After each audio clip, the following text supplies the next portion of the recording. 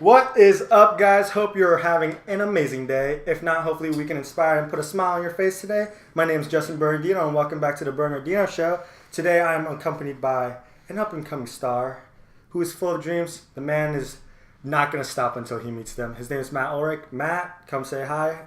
Hey guys, my name is Matt Ullerick. I've been bodybuilding for almost 2 years now. I'm 17 years old. I'm a senior at Camarillo High School, and my dream one day is to become a professional IFBB pro bodybuilder. So Matt, what really inspired you to just get off the couch one day and just be like, I want to do this with my life, like just your whole life, and just dedicate everything to it?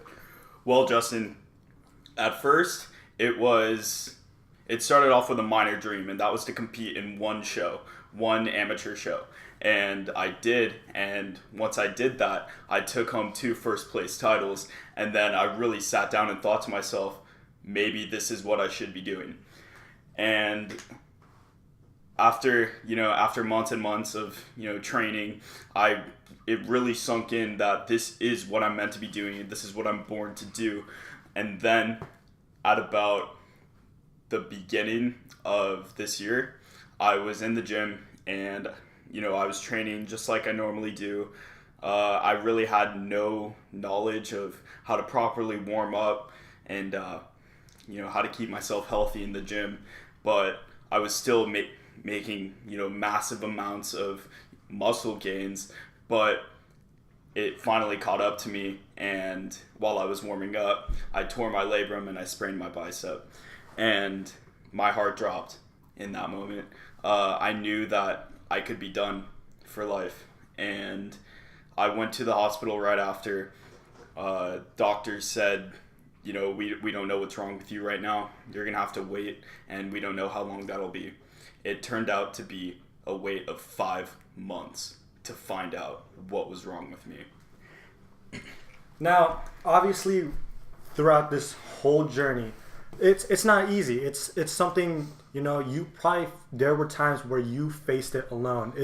Was there like anyone that was just like doubting you, hating on you, and just sort of never really supporting you?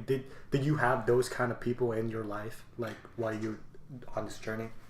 Justin, when I first started out on this dream, when I first started preparing for my very first show, my closest friends, I told them that I wanted to be a bodybuilder. I wanted to compete as a bodybuilder, and they would laugh in my face. They'd be like, "That's a joke.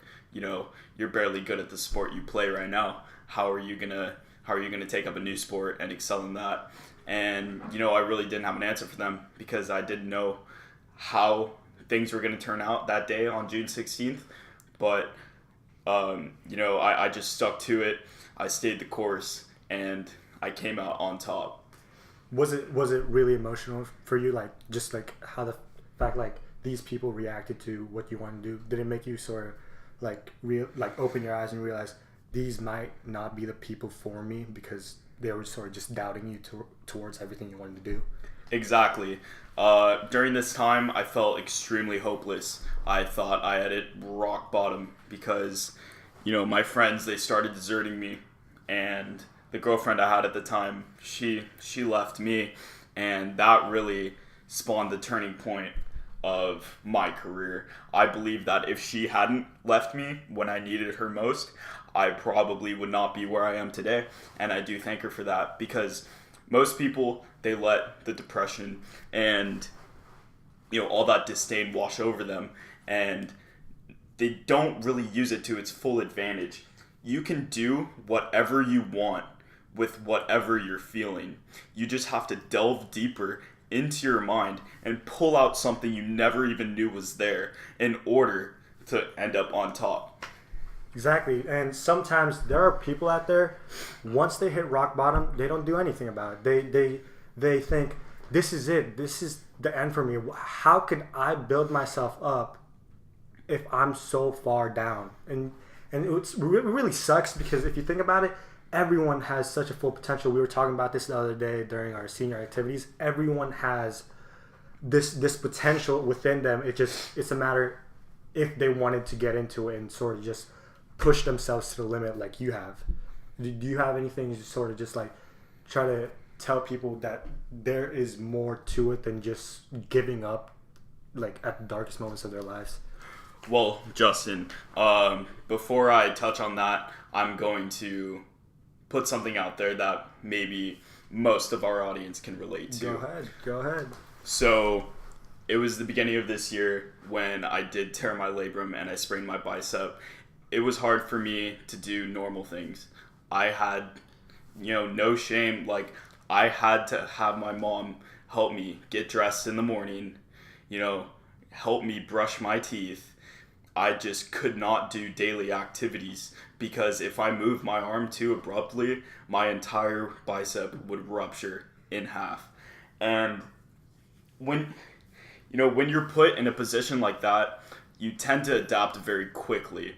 And sure, the depression was there, and I was at my lowest point in my entire life because I was stripped away from something that I loved doing more than anything, and that something that I loved more than anyone in my life. So quickly I had to find something else to put all of my energy into. So I looked where I never thought I would ever look, and that would be in another person.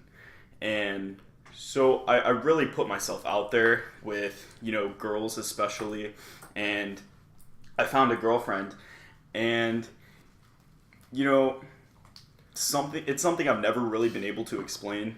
I'd like to think that I'm a very selfless partner, very giving partner, but it turns out that, relationships just don't really work for me, and I never have been able to pinpoint why.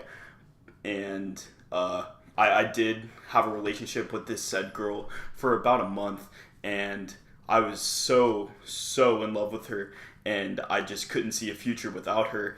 And I was like, all of that teenage emotion led me to fool myself into thinking that this girl one day deserves my last name. And then, of course, after about a month into the relationship, she breaks up with me for a reason that she had kept silent. And I spiraled into the deepest point of my life, and I really don't understand how I pulled myself out of it, because one, I couldn't do what I loved, and two, I was stripped away from the person I loved the most. And that was really hard. I'd be lying if I didn't say, I spent some nights crying like a baby, praying to God, asking why, because I really couldn't pinpoint something that I had done in my past to deserve this. Right. And after months of being such a pitiful human being, talking to her, trying to work things out, I finally said to myself, after this is when my shoulder and my bicep had started to heal up, I knew that right there I had to do something to put myself back on the map. And I had to do something that would restore purpose within me, because I felt like I had none. And honestly, without the steps I took at this point, I could not tell you where I would be now. So at this point, I was in the gym with my friend Connor, and I was looking in the mirror, and he brought up to me that I had retained most of the size that I had when I got injured. I'm like, you know what, Connor, you're right. And he's like, you should do a show. I'm like, dude, what? Like, I'm gonna hurt myself even more. It just can't happen. I don't think I'll be at my best. And he told me, just do it. And I said, okay. And that day, I started my prep for a show that I was going to do 9 weeks later. Now, this prep, once I started seeing very visible results, my body was changing right before my eyes.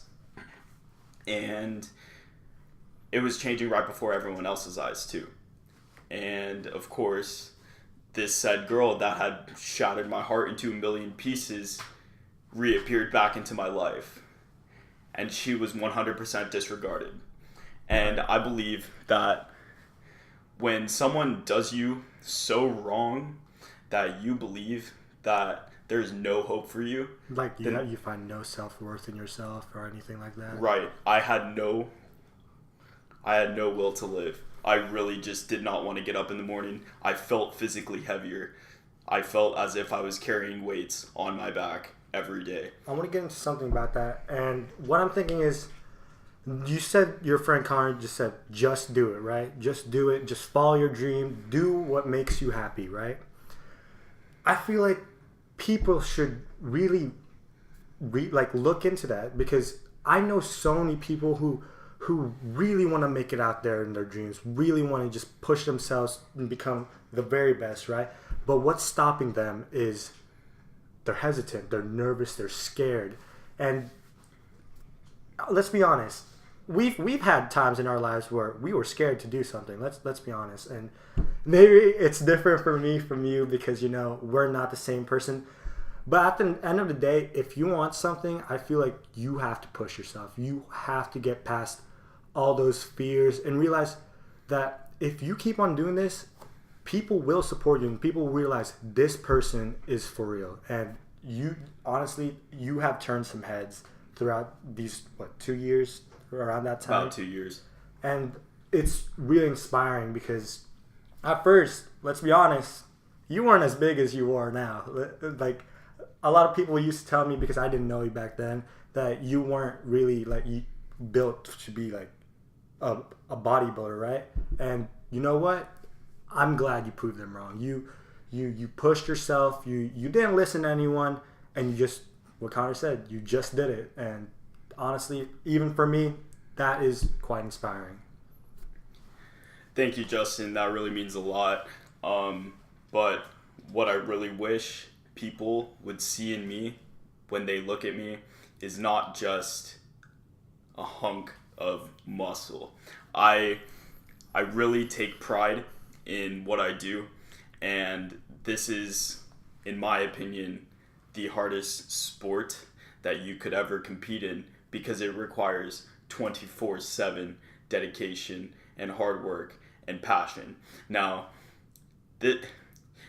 bodybuilding doesn't get as much endorsement as the NFL or the NBA or the NHL, but we do this not for money, but for love.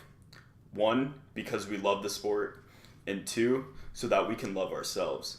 Justin, I used to be a total outcast, and people would bully me, push me around, call me fat, and that was when, depression and I met for the first time. That was in middle school. And, I just did whatever I could to please other people. Would people call you names, or just make fun of you in general about certain stuff? Yeah, people would call me fat. They would go out of their way to avoid me. And of course, that really hurt my pride. That really hurt my ego, because I never really considered myself fat. I never really considered myself someone you wouldn't want to be around. So I did whatever I could to change that, and I did whatever I could to fit in until I got sick of it. And I really had to face a dark point in my life in high school to let myself blossom into the person I am today. And I believe that what I do is an art. I believe that what I do is something that everyone can do, but not everyone has the mental fortitude to do so. And I believe that always really made me an outcast, but not in a bad way. It just made me different, and I've been okay with that. I'm going to be honest with you, being different is not bad at all. Why settle to be the same as everyone when you could put yourself on a whole nother level? Am I right? Correct. And a lot of people don't see that. It's because they're so caught up in the pressure of being the same as everyone that they don't want to push and follow their dreams. And it sucks, because everyone has that potential, like we said. You found that potential within yourself, and I know a couple of other people that have found that potential in them, and I feel like on the show we should push to just find people who really are lost within themselves, because Would you say like you were sort of just lost when before you did all this, like you didn't know what to do with like life in general, or? Right, exactly. I really had no end goal. I knew I wanted to play rugby in college, but that changed in a matter of 6 months, and I found a new passion.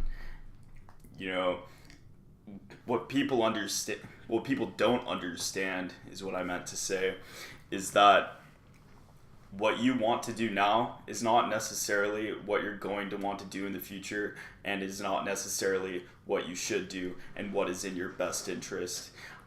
I think, from the bottom of my heart to other people who are feeling down and sort of hopeless, is that you should take a step back. You should see the bigger picture. You should see a picture with yourself in it, not anyone else in it. And this picture needs to include a plan and a set course for you to follow to be able to thrive and become a better person day by day. And if you don't take steps in order to become a better person at the end of every single day, then that was a day wasted. But the good news is that there's always tomorrow. But tomorrow may not always come. So people need to understand is you need to act now in order to ensure your prime future and that dream, that vision in your head. You need to start now. Wow. That honestly, I probably could have never even thought of how to word what you just said now. Before we, end off the show, is there anything else you want to say towards people that are doubting themselves, people that are hating towards someone like that's following a dream? Do you have anything to say towards like those kind of people, like doubters and just like haters, or people that are just, on the other side who are scared to follow their dreams? Do you have anything to say? I actually have quite an extensive response to this. So a lot of people, when they see me, they identify me as Matt. He's a bodybuilder. That's all he does. That is so extremely wrong. Yes, I train almost every day, but what most people don't know about me is that, I also write poetry. I also sing. People don't know these things, and people love to judge right off the bat. And people don't know the hardships that I've endured on a daily basis. Not even on a larger scale, but on a daily basis that has led me to where I am now. A lot of people would have caved in the position that I've been in, and that I believe that some people would cave in the position I'm in now. But it's our damages that transform us. It's our damages that mold us into the person that we need to be one day. Because without all of these tiny damages along the way, what is there to learn from? We need our past to define us. We can't live in pure ignorance anymore. We can't live trying to please one another, because at the end of the day, who's there in your bed? You. And if you're older listening to this, maybe your wife. And that is all that matters. That is all that matters. That's the only person that you need to please. And I really wish people would get that across their heads.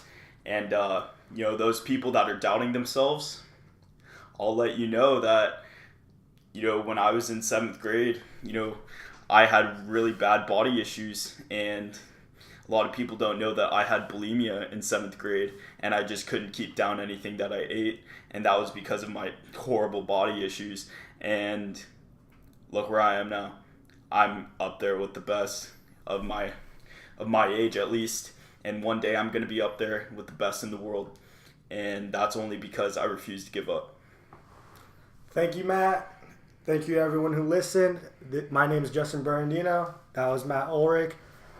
And if you are listening to this on my YouTube, please check out the website and Team YouTube in the links below. If you are watching this on the website, please check out the Connect With Us blog. We have all the links to everything. Thank you. Hopefully we inspired you, and have an amazing day.